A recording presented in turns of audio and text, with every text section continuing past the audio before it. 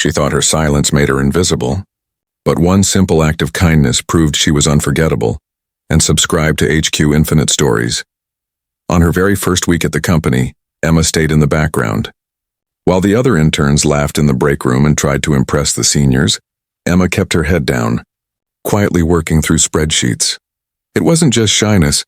Emma carried a deep fear of being overlooked, of never truly being seen in a world where ambition often shouted louder than kindness.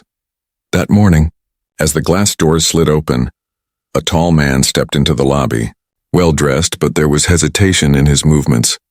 He clutched a notepad, glanced around nervously, and tapped his chest before motioning to the receptionist. The receptionist froze, confused, fumbling for words. Emma's heart skipped. She recognized those gestures instantly. The man was deaf, and she knew sign language because of her younger brother. For a moment, her old voice of doubt whispered, "Stay quiet.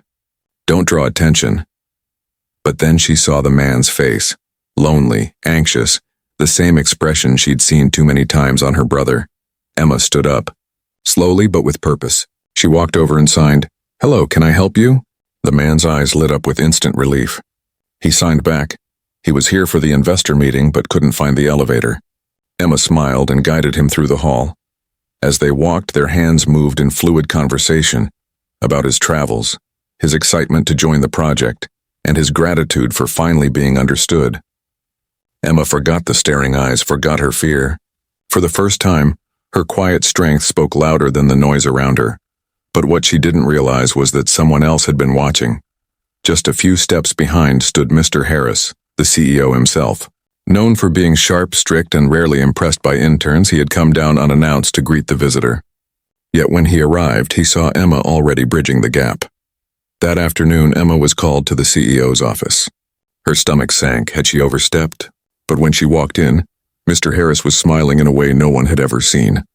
"You know," he said, leaning back, "we spend millions on consultants to teach us about inclusion.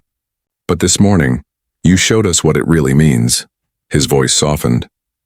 "That visitor wasn't just anyone. He's one of our most important investors. And because of you, his first experience here wasn't awkward, it was human.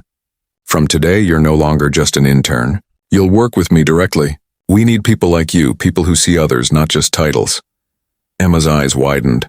For the first time, she realized her shyness wasn't a weakness, it was her gift. The quietness that noticed what others missed. Word of her act spread through the company. Colleagues began learning sign language.